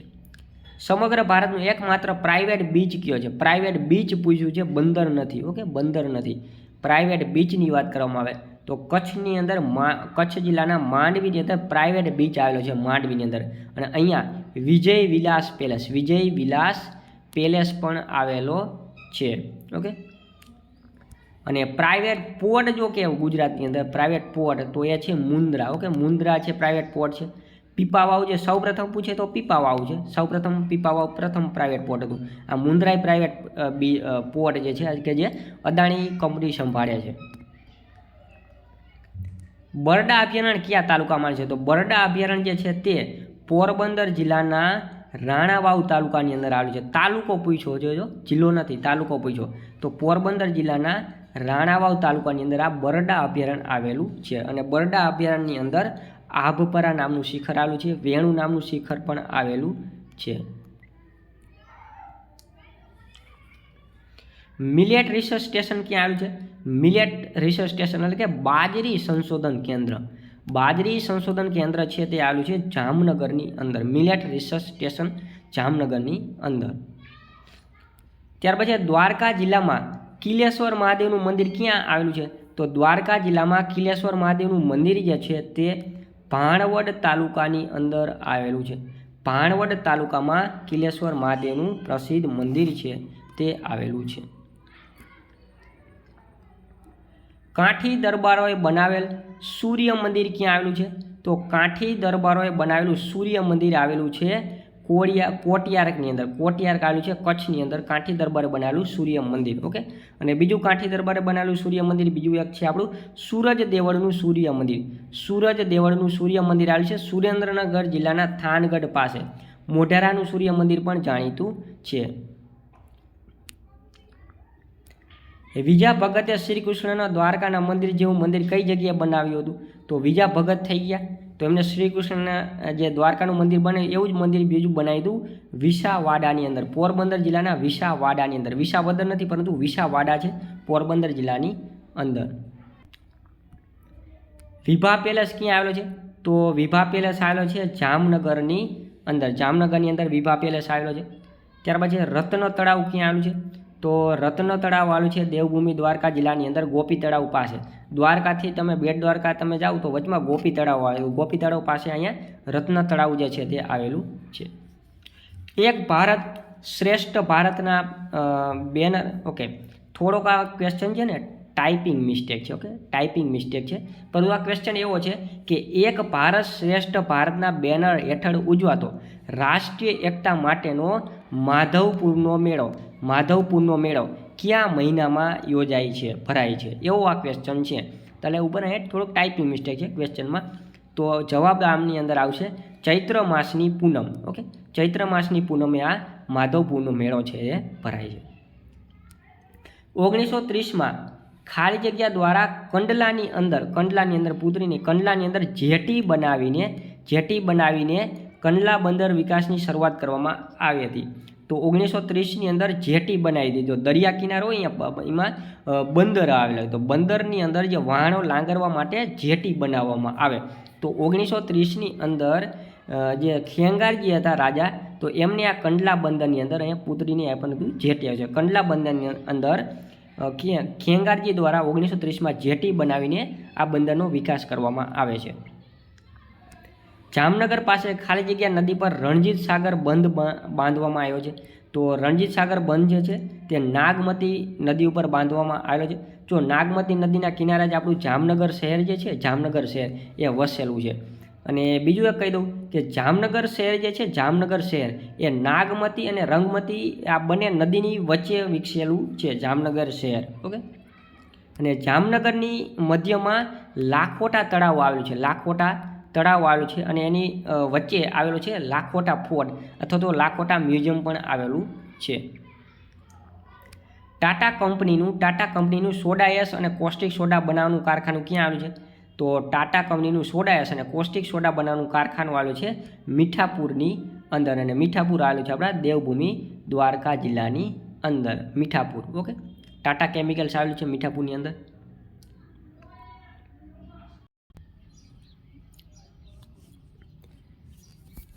હેલો, નમસ્કાર મિત્રો. આપણી યુટ્યુબ ચેનલ ગુજરાત જીકે ગુરુ પર હું પંકજ કંજરિયા તમારું હાર્દિક સ્વાગત કરું છું. મિત્રો, આજે આપણે ગુજરાતી સાહિત્યના અગત્યના સવાલો આપણે જોવાના છે. સૌપ્રથમ ક્વેશ્ચન છે કે ઉંબર છોડી તું ડુંગર કેમ પૂજે? આ ઉક્તિના રચયિતા કોણ છે? તો આ રચયિતા જે પ્રેમાનંદ જે છે એમના વિશે ઉંબર છોડી તું ડુંગર કેમ પૂજે એવું કહેવામાં આવે છે. પ્રેમાનંદ જે છે એ શરૂઆતમાં હિન્દી ભાષાની અંદર સાહિત્ય લખતા હતા. એટલા માટે એમના જે ગુરુ જે છે એને કહે છે કે તું ઉંબર છોડી તું ડુંગર કેમ પૂજે? તું તારી માતૃભાષા ગુજરાતી છોડીને હિન્દીમાં કેમ સાહિત્ય લખે છે? મહાકવિ પ્રેમાનંદને હિન્દી છોડીને ગુજરાતી ભાષામાં કવિતા રચવાનું કોણે કહ્યું? તો એમના ગુરુ હતા રામચરણ. ગુરુ રામચરણ છે તે હિન્દી છોડીને ગુજરાતી ભાષામાં લખવાનું કહે છે. અભિમન્યુ આખ્યાનના રચયિતા કોણ છે? તો અભિમન્યુ આખ્યાન જે છે એની રચના મહાકવિ પ્રેમાનંદે કરેલી છે અને મહાકવિનું બિરુદ જે છે પ્રેમાનંદે ઔરંગઝેબે આપેલું. સુદામા ચરિત્રના આખ્યાનના કવિ કોણ છે? તો સુદામા ચરિત્ર જે છે એ પ્રેમાનંદે લખેલું છે.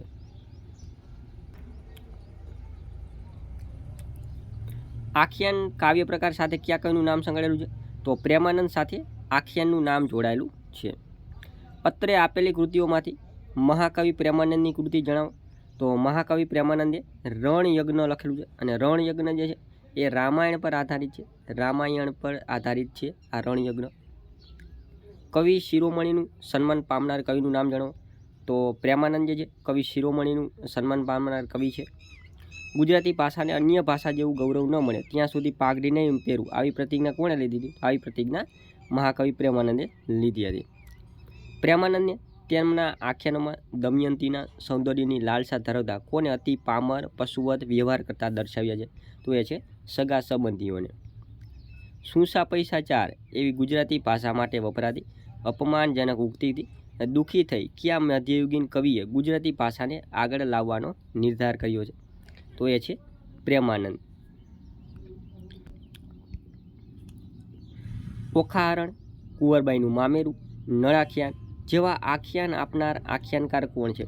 તો આવા આખ્યાનો આપનાર મહાકવિ પ્રેમાનંદ છે. ગુજરાતી સમાજ અને સ્વભાવનું આલેખન કરનાર પ્રેમાનંદનું જન્મસ્થળ જણાવો. તો પ્રેમાનંદનો જન્મ થયો હતો વડોદરામાં, સુરતમાં નર્મદનો થયો હતો. માણભટ્ટ તરીકે પ્રસિદ્ધ પામેલા કવિ ક્યાં છે? તો માણભટ્ટ તરીકે આપણે પ્રેમાનંદને ઓળખીએ છીએ. માણભટ્ટ તરીકે પ્રેમાનંદને ઓળખીએ છીએ. ગુજરાતી સાહિત્યમાં ઓખારણના સર્જકનું નામ જણાવો. તો ઓખારણના સર્જક જે છે એ પ્રેમાનંદ. કવિશ્રી પ્રેમાનંદ આંગળીઓમાં વીંટી શા માટે પહેરતા? તો કવિશ્રી પ્રેમાનંદ જે છે એ માણ ઉપર તાલ આપવા માટે આંગળીમાં વીંટી પહેરતા હતા. નીચે દર્શાવેલ કૃતિમાંથી કઈ કૃતિ શામળની નથી? તો જો રેવાખંડ છે, રોહિદાસ ચરિત્ર છે, નંદબત્રીસી છે, વાર્તા ચંદ્રાવલી શામળની નથી. કથ્યુ કથે તે શાનો કવિ એ ઉક્તિના રચયિતાનું નામ જણાવો. તો શામળ જે છે કથ્યુ કથે તે શાનો કવિ એના ઉક્તિના રચયિતા છે. સંસ્કૃત માહિતી શોધ્યું પ્રાકૃત કીધું પૂર પંક્તિના સર્જકનું નામ જણાવો. તો શામળ જે છે શામળ. ઓકે. સંસ્કૃત માહિતી શોધ્યું પ્રાકૃત કીધું પૂર પંક્તિના સર્જક જે શામળ. કવિ શામળના જન્મસ્થળ ગોમતીપુર. ઓકે. ગોમતીપુરને તેમના જન્મ સમયે કયા નામથી ઓળખવામાં છે? તો ગોમતીપુરને વેંગણપુર કહેવામાં છે. શું કહેવામાં છે? વેંગણપુર કહેવામાં આવે છે. નીચે દર્શાવેલ કૃતિમાંથી કવિ શામળની કૃતિ જણાવો. તો મદન મોહના જે કૃતિ જે છે કવિ શામળની કૃતિ છે. સંસ્કૃત માહિતી શોધ્યું પ્રાકૃત કીધું પૂર આ પંક્તિના રચયિતાનું નામ જણાવો. તો એ છે કવિ શામળ. ઓકે. સંસ્કૃત માહિતી શોધ્યું પ્રાકૃત કીધું પૂર પંક્તિના રચયિતા છે. કથ્યુ કથે તે શાનો કવિ ઉક્તિના રચયિતાનું નામ જણાવો. તો એ છે શામળ. કથ્યુ કથે તે શાનો કવિ. એક વર્યો ગોપીજન વલ્લભ નહીં સ્વામી બીજો આ પંક્તિના સર્જક જણાવો. તો સર્જક જે છે દયારામ, કવિ દયારામ. ઓકે. એક વર્યો ગોપીચંદ વલ્લભ નહીં સ્વામી બીજો ના રસિક શૃંગારી કવિ કહેવાય અને 12 ભાષાના જાણકાર હતા, 3 વાર ભારતની યાત્રા કરેલી છે. ભક્ત કવિ દયારામની કૃતિ જાણો તો રસિક વલ્લભ, ઓકે, રસિક વલ્લભ ભક્ત કવિ દયારામની કૃતિ છે. ભક્ત કવિ દયારામનું જન્મસ્થળ જાણો તો ભક્ત કવિ દયારામ જે છે જન્મ ચાણોદમાં થયો હતો. ડભોઈ એમની કર્મભૂમિ છે. બેટા તું બીજો નરસૈયો થવાનો છે, તું હિન્દુસ્તાનના તીર્થોની યાત્રા કર, તારી દ્રષ્ટિ ખુલી જશે. સુપ્રસિદ્ધ કથાકાર વિદ્વાન ઈચ્છારામ ભટ્ટ દ્વારા આ ઉદ્ગારો કોના માટે ઉચ્ચારવામાં આવ્યા છે? તો દયારામ માટે આવું કહેવામાં આવ્યું હતું. કોને કીધું હતું? તો કે ઈચ્છારામ ભટ્ટે કીધું હતું કે તું બીજો નરસૈયો થવાનો છે, હિન્દુસ્તાનના તીર્થોની યાત્રા કર, તારી દ્રષ્ટિ ખુલી જશે.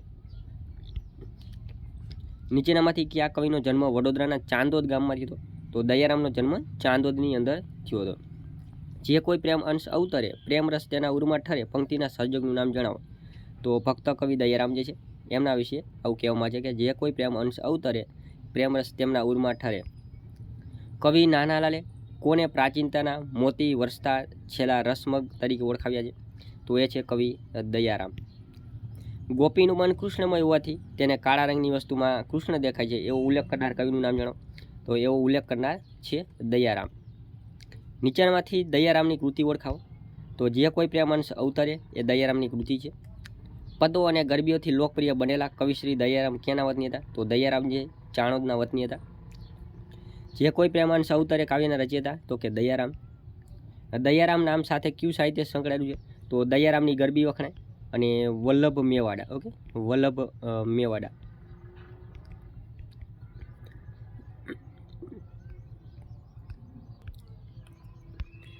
વલ્લભ મેવાડા, ઓકે, વલ્લભ મેવાડા જે છે એના ગરબા વખણાય. શક્તિપીઠ બહુચરાજીનું સ્તુતિ જ્ઞાન કરનાર પ્રખ્યાત દેવી ભક્તનું નામ જણાવો. તો એ પ્રખ્યાત દેવી ભક્ત જે છે વલ્લભ મેવાડા. ગુજરાતના 3 શક્તિપીઠો બહુચરાજી, આરાસુરી અંબાજી અને પાવાગઢના મહાકાળીનું સ્તુતિ જ્ઞાન કોને કર્યું હતું? તો એ કર્યું હતું વલ્લભ મેવાડા. ગરબાના પ્રણેતા કોને કહેવામાં છે? તો ગરબાના પ્રણેતા જે છે એ વલ્લભ મેવાડાને કહેવામાં છે, વલ્લભ મેવાડાને. સાહિત્યકાર ગંગા સતી ગંગાબા ગોયલની કૃતિ જણાવો. તો છે વીજળીને ચમકારે, ઓકે. ભક્ત કવિ ધીરાનું જન્મસ્થળ જણાવો. તો ભક્ત કવિ ધીરો જે છે એનો જન્મ થયો હતો સાવલીને. ધીરા ભગતની કાફીઓ જાણીતી છે, ધીરા ભગતની કાફીઓ જાણીતી છે. ધીરા ભગતના પદો ક્યાં નામે ઓળખાય? કાફીઓ.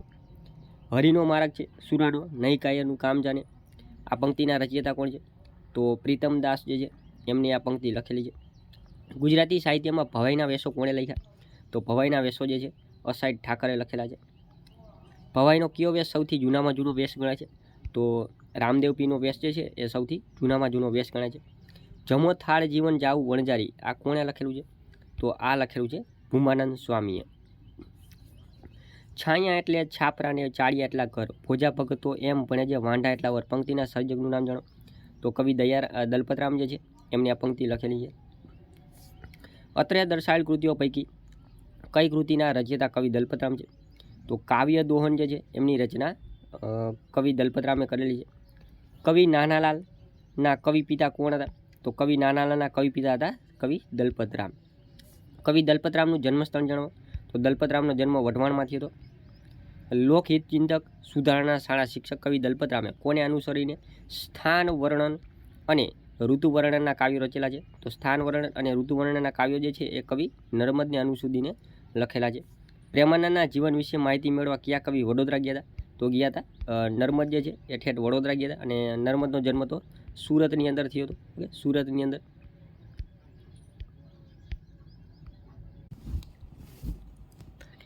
હેલો, નમસ્કાર મિત્રો. આપણી યુટ્યુબ ચેનલ ગુજરાત જીકે ગુરુ પર હું પંકજ કંજરિયા તમારું હાર્દિક સ્વાગત કરું છું. મિત્રો, આજે આપણે આ વિડીયોની અંદર કમ્પ્યુટરના મોસ્ટ આઈએમપી કહી શકાય તેવા અગત્યના ક્વેશ્ચનો આપણે જોવાના છીએ. તો વિડીયો શરૂ કરતાં પહેલાં ચેનલ પર નવા હોય ચેનલને સબસ્ક્રાઈબ કરી લો. વિડીયો સારો લાગે તો લાઇક કરો, તમારા મિત્રો જોડે શેર કરી શકો છો. તમારા કોઈ ડાઉટ હોય તો કોમેન્ટની અંદર જરૂર બતાવી શકો છો. સૌપ્રથમ ક્વેશ્ચન છે કે છેલ્લે કરેલી કામગીરીની અસરને નાબૂદ કરવા માટે કયા વિકલ્પનો ઉપયોગ કરવામાં આવે છે? તો છેલ્લે કરેલી કામગીરીની અસરને નાબૂદ કરવા માટે આપણે અન્ડુ વિકલ્પનો ઉપયોગ કરવામાં આવે છે. કંઈ પણ આપણે કર્યું હોય કામગીરી કોમ્પ્યુટરની અંદર તો એને અન્ડુ કરો એટલે પછી અસર જે છે એ નાબૂદ થઈ જાય છે. ત્યારબાદ MS વર્ડમાં અક્ષરને થોડા ઉપરની તરફ દર્શાવવા માટે કોનો ઉપયોગ થાય છે? તો એના માટે આપણે થાય છે સુપરસ્ક્રિપ્ટ. મારે કે એક્સ છે તેના ઉપર આ 2 ઉપર ઘાત કરવી હોય તો એના માટે સુપરસ્ક્રિપ્ટનો ઉપયોગ કરવામાં આવે છે. ત્યારબાદ છે MS વર્ડમાં કટ કે કોપી કરેલી માહિતીનો કામચલાઉ ધોરણે શેમાં સંગ્રહ કરવામાં છે? તો કામચલાઉ ધોરણે એનો ઉપયોગ સંગ્રહ જે છે એ ક્લિપબોર્ડની અંદર કરવામાં આવે છે. MS વર્ડમાં પૂર્વ નિર્ધારિત રીતે ફાઇલનું નામ શું જોવા મળે છે? તો MS વર્ડમાં પૂર્વ નિર્ધારિત રીતે ફાઇલનું નામ હોય છે document1. document1 એનું પૂર્વ નિર્ધારિત બાય ડિફોલ્ટ નામ document1 હોય છે. આ જે નિશાની જે છે એને શું કહેવાય? આ જે નિશાની જે છે આ 2 નિશાની તો એને શું કહેવામાં છે? તો એને હાઇફન કહેવામાં આવે છે. ઓકે, સોરી, આ નિશાની જે છે એને શું કહેવામાં છે? હાઇફન કહેવામાં આવે છે. MS વર્ડમાં કઈ શોર્ટકટ કીનો ઉપયોગ કરીને કોપીરાઇટનો લોગો ઉમેરી શકાય છે? કોપીરાઇટનો લોગો ઉમેરવા માટે કઈ શોર્ટકટ કી છે? તો એના માટે Ctrl+Alt+C. Ctrl+Alt+C. MS વર્ડમાં ટાઇટલ બારની જમણી બાજુ કુલ કેટલા કંટ્રોલ બટન્સ જોવા મળે છે? તો એમાં ટોટલ 3 બટન જોવા મળે છે કંટ્રોલ બારની અંદર. MS વર્ડમાં ચેન્જ કેસના આઇકોન ઉપર કયું લખાણ જોવા મળે છે? તો ચેન્જ કેસમાં કયું લખાણ જોવા મળે છે? AI લખાણ જે છે એ જોવા મળે છે. MS વર્ડમાં લીટીને અંતમાં વધુ અક્ષરોને તોડીને નીચેની લીટીમાં દર્શાવવાની પ્રક્રિયાને શું કહેવામાં આવે છે? તો એને હાઇફેનેશન કહેવામાં આવે છે. હાઇફેનેશન કહેવામાં આવે છે. માની લો આપણે અહીંયા લખતા હોય પછી અહીંથી આમ હાઇફન કરીને તમે એ લીટી તોડીને બીજું અહીંયા લખી શકો છો. MS વર્ડમાં લખાણના ચેન્જ કેસ હેઠળ બદલવાના કુલ કેટલા વિકલ્પ જો ઉપલબ્ધ છે? તો એમાં ટોટલ 5 વિકલ્પ ઉપલબ્ધ છે. MS વર્ડમાં પેરેગ્રાફના પ્રથમ અક્ષરને અમુક લાઇન જેટલા મોટા કદમાં દર્શાવવા માટે કઈ સુવિધા જોવા મળે છે? તો એના માટે ડ્રોપ કેપ્સનો ઉપયોગ થાય છે. માની કે તમારે અહીંયા કોમ્પ્યુટર લખવું છે તો કોમ્પ્યુટર આ સી મોટો અક્ષર થાય અને આ ઈ આઇટમ, તો આ જે પહેલો અક્ષર જે મોટો કરીને આપણે એને ડ્રોપ કેપ્સ કહેવામાં આવે છે. ફાઇલમાં કોઈ પણ શબ્દને શોધવા કઈ કીનો ઉપયોગ કરવામાં છે? તો કોઈ પણ શબ્દને શોધવા માટે Ctrl+Fનો ઉપયોગ કરવામાં આવે છે. કટ કે કોપી કરેલ લખાણનો કામચલાઉ રીતે ક્યાં સંગ્રહ થાય છે? તો કટ કે કોપી કરેલ લખાણનો કામચલાઉ રીતે એનો સંગ્રહ જે છે એ ક્લિપબોર્ડમાં થાય છે.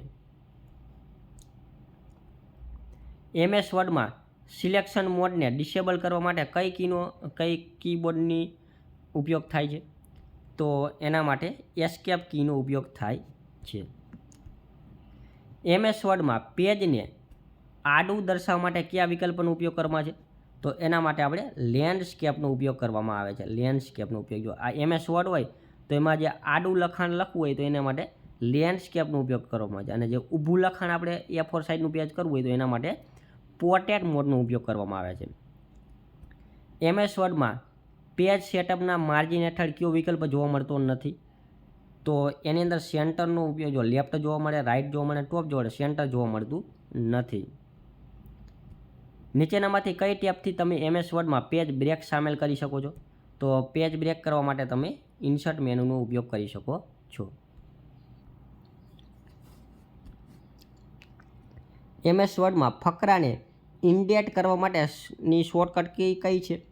તો એના માટે Ctrl+M દ્વારા તમે MS વર્ડમાં ઇન્ડેન્ટ કરી શકો છો. સેવ એજ ડાયલોગ બોક્સ ઓપન કરવાની શોર્ટકટ કી કઈ છે? તો સેવ એજ માટે આપણે F12 શોર્ટકટ કી છે. છેલ્લી ક્રિયાને ફરીથી કરવા માટેની શોર્ટકટ કી છે? તો છેલ્લી ક્રિયાને ફરીથી કરવા માટેની શોર્ટકટ કી છે Ctrl+Y. Ctrl+Y. MS વર્ડમાં ડોક્યુમેન્ટની સૌથી ઉપરના બારને શું કહેવામાં છે? તો MS વર્ડની અંદર સૌથી ઉપર જે હોય એને આપણે ટાઇટલ બાર કહીએ છીએ. ટાઇટલ બાર કહીએ છીએ.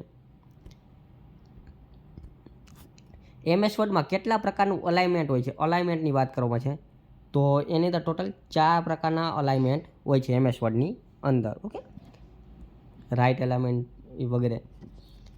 MS વર્ડમાં ફોન્ટ સાઇઝના ડ્રોપ ડાઉન લિસ્ટમાં ઉપયોગ કરીને રજિસ્ટર લોગો ઉમેરી શકાય છે. આ જે રજિસ્ટર જે છે એને ઉમેરવા માટેની શોર્ટકટ કી કઈ છે? તો એ માટે Ctrl+Alt+R તમે રજિસ્ટર લોગો ઉમેરી શકો છો. નીચેનામાંથી કયો વિકલ્પ ડોક્યુમેન્ટ ઓરિએન્ટેશન દર્શાવે છે? તો જો લેન્ડસ્કેપ અને પોર્ટ્રેટ. આડું હોય એને લેન્ડસ્કેપ કહેવાય, ઊભું હોય એને પોર્ટ્રેટ કહેવાય. MS વર્ડમાં H2માં આ 2 જે છે એ શું છે?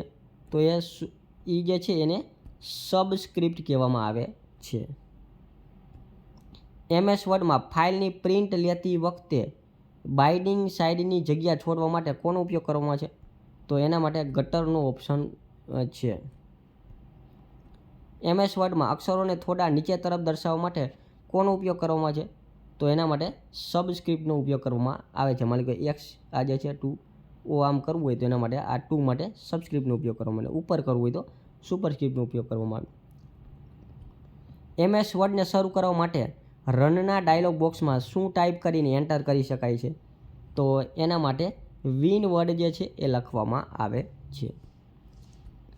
MS વર્ડ ડોક્યુમેન્ટની સૌથી નીચેના બારને શું કહેવામાં આવે છે? તો એને આપણે કહીએ છીએ સ્ટેટસ બાર કહીએ છીએ નીચેના બારને. MS વર્ડમાં સ્પેલિંગની ભૂલ ધરાવતા શબ્દની નીચેના ભાગમાં કયા રંગની વાંકી ચૂકી લીટી જોવા મળે છે? તો એ લાલ રંગની લીટી વાંકી ચૂકી લીટી જોવા મળે છે. MS વર્ડ ફાઇલનું એક્સટેન્શન શું છે? તો MS વર્ડ ફાઇલનું એક્સટેન્શન હોય છે .doc. શું છે? .doc. ત્યાર પછી MS વર્ડમાં ફોન્ટની મહત્તમ સાઇઝ કેટલી હોય? તો એ મહત્તમ સાઇઝ હોય છે 72 MS વર્ડમાં. ત્યાર પછી MS વર્ડમાં કઈ શોર્ટકટ કીનો ઉપયોગ કરીને પ્રિન્ટ પ્રિવ્યૂ જોઈ શકાય? પ્રિન્ટ પ્રિવ્યૂ માટે કઈ શોર્ટકટ કી છે? તો એ માટે Ctrl+F2.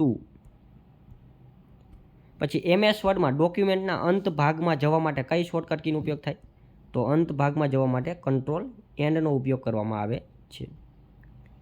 MS વર્ડમાં ફાઇલને બંધ કરવા માટેની શોર્ટકટ કી કઈ છે? તો એના માટે Ctrl+W થી આપણે ફાઇલ જે છે એને બંધ કરી શકીએ છીએ.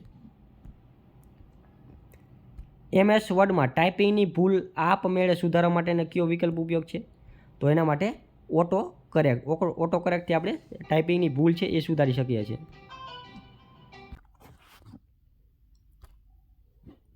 તો MS વર્ડમાં પેજને આડું દર્શાવવા માટે કયા વિકલ્પનો ઉપયોગ થાય છે? તો એના માટે આપણે લેન્ડસ્કેપનો ઉપયોગ કરવામાં આવે છે આડું પેજ દર્શાવવા માટે MS વર્ડની અંદર. ત્યાર પછી MS વર્ડ પ્રોગ્રામની બહાર નીકળવા માટેનો શોર્ટકટ કીનો ઉપયોગ થાય છે? તો MS વર્ડની અંદર પ્રોગ્રામની અંદર બહાર નીકળવા માટે આપણે Alt+F4 નો ઉપયોગ કરવામાં આવે છે. MS વર્ડનો એની અંદર પ્રોગ્રામની બહાર નીકળવા માટે આપણે Alt+F4 નો ઉપયોગ કરવામાં આવે છે. ત્યાર પછી MS વર્ડમાં પૂર્વ નિર્ધારિત રીતે ફાઇલનું નામ શું જોવા મળે છે? તો MS વર્ડની અંદર બાય ડિફોલ્ટ નામ શું હોય છે? તો એ હોય છે document1 નામ હોય છે MS વર્ડની અંદર. ત્યારબાદ છે MS વર્ડમાં ફોન્ટની સાઇઝ ડ્રોપ ડાઉન લિસ્ટમાં સૌથી નાની સાઇઝ કેટલી હોય છે? MS વર્ડની અંદર ફોન્ટની જે સાઇઝ હોય છે એમાં ડ્રોપ ડાઉન લિસ્ટમાં સૌથી નાની કઈ સાઇઝ હોય છે? તો સૌથી નાની સાઇઝ હોય છે 8 અને સૌથી વધારે સાઇઝ હોય છે એ 72 અને બાય ડિફોલ્ટ જે સાઇઝ હોય છે એ 11 હોય છે. ત્યારબાદ છે MS વર્ડમાં સ્પેલિંગ અને ગ્રામરની ચકાસણી કરવા માટેની શોર્ટકટ કી કઈ છે? તો MS વર્ડની અંદર આપણે સ્પેલિંગ અને ગ્રામરની કંઈ ભૂલ હોય તો એની શોર્ટકટ કી છે F7 થી આપણે એ ભૂલ જે છે એની ચકાસણી કરી શકીએ છીએ. MS વર્ડમાં કઈ શોર્ટકટ કીનો ઉપયોગ કરીને કોપીરાઇટનો લોગો ઉમેરી શકીએ છીએ? કોપીરાઇટનો લોગો આપણે ઉમેરવા માટે આપણે Ctrl+Alt+C નો ઉપયોગ કરી શકીએ છીએ, જેથી કરીને આ આમાં કોપીરાઇટનો જે લોગો જે છે આપણે ઉમેરી શકીએ છીએ. અને Cની જે તમે Ctrl+Alt+R કરો તો એ રજિસ્ટરનો લોગો ઉમેરી શકો છો. MS વર્ડમાં કેટલા પ્રકારના ડોક્યુમેન્ટ ઓરિએન્ટેશન હોય છે? તો એની અંદર આપણે ટોટલ 2 ઓરિએન્ટેશન હોય છે. એક તો હોય છે લેન્ડસ્કેપ અને બીજું હોય છે પોર્ટ્રેટ મોડ. આ બે પ્રકારના ઓરિએન્ટેશન હોય છે, આડું પેજ અને ઊભું પેજ. MS વર્ડમાં આજે 15 ઓગસ્ટમાં THને કઈ અસર આપવામાં છે, મતલબ કે 15 જે છે એમાં TH ઉપર લખ્યું, તો આના માટે આપણે શું કરવું જોઈએ? તો એના માટે સુપરસ્ક્રિપ્ટનું ઓપ્શન જે છે એ આપણે ઉપયોગ કરવામાં આ જે સુપરસ્ક્રિપ્ટથી આપણે આ ઉપરનો TH જે છે આપણે લખી શકીએ છીએ. ત્યારબાદ છે MS વર્ડમાં ડોક્યુમેન્ટની શરૂઆતના ભાગમાં જવા માટે કઈ શોર્ટકટ કીનો ઉપયોગ કરવામાં આવે છે? તો એના માટે આપણે કંટ્રોલ હોમનો ઉપયોગ કરીએ છીએ. કંટ્રોલ હોમ દ્વારા આપણે MS વર્ડની અંદર શરૂઆતના ભાગમાં આપણે જઈ શકીએ છીએ. MS વર્ડમાં કયા પ્રકારનો પ્રોગ્રામ છે? MS વર્ડ જે છે કયા પ્રકારનો પ્રોગ્રામ છે? તો એ જે છે ને એ વર્ડ પ્રોસેસર પ્રકારનો પ્રોગ્રામ છે. ઓકે. ત્યાર પછી થ્રેશર્સ માટેની શોર્ટકટ કી કઈ છે? થ્રેશર્સ એટલે એક જાતના સમાન પ્રકારના શબ્દો શોધવા માટેની શોર્ટકટ કી કઈ છે? તો એ છે Shift F7. Shift F7થી એ થ્રેશર માટેની શોર્ટકટ કી છે. MS વર્ડમાં મેક્રો માટેની શોર્ટકટ કી કઈ છે? તો મેક્રો માટેની શોર્ટકટ કી છે Alt F8થી આપણે MS વર્ડમાં મેક્રો માટેની શોર્ટકટ કી છે. ઓપન ઓફિસ વર્ડ એપ્લિકેશન જેવું કાર્ય કરતી એપ્લિકેશન કઈ છે? તો ઓપન ઓફિસમાં વર્ડ એપ્લિકેશન જેવું કાર્ય કરતી એપ્લિકેશન છે એ છે રાઇટર. MS વર્ડમાં ટાઈપ કરેલી માહિતી સુધારા વધારા કરવા માટેની કઈ શોર્ટકટ કીનો ઉપયોગ કરવામાં છે? તો MS વર્ડમાં આપણે એડિટિંગ દ્વારા આપણે જે માહિતી જે છે એને સુધારા વધારા કરવા માટેની શોર્ટકટ કી છે.